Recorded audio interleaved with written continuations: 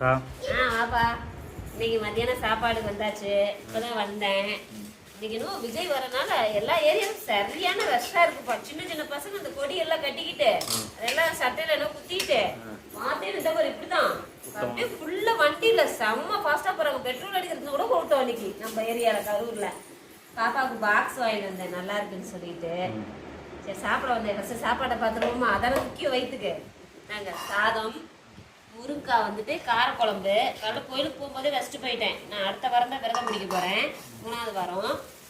முருங்காய் காரக்குழம்பு, அப்புறம் ரசம் இருக்கு. எங்கள் அம்மா எனக்காக சிப்ஸ் போட்டுட்டு இருக்காங்க. வாங்கிட்டு வந்ததை போட்டு கொடுக்குறாங்களப்பா. அது போடுறது தானே சொல்லுவாங்க, வேற என்ன சொல்லுவாங்க? அதுக்கு வேற ஏதாவது அர்த்தம் இருக்கா? சிப்ஸு. இன்னைக்கு மத்தியானம் எனக்கு சாதம், காரக்குழம்பு, சிப்ஸு, ரசம். இன்னைக்கு எனக்கு பிடிச்சது மாதிரி தான் இருக்கு சாப்பாடு.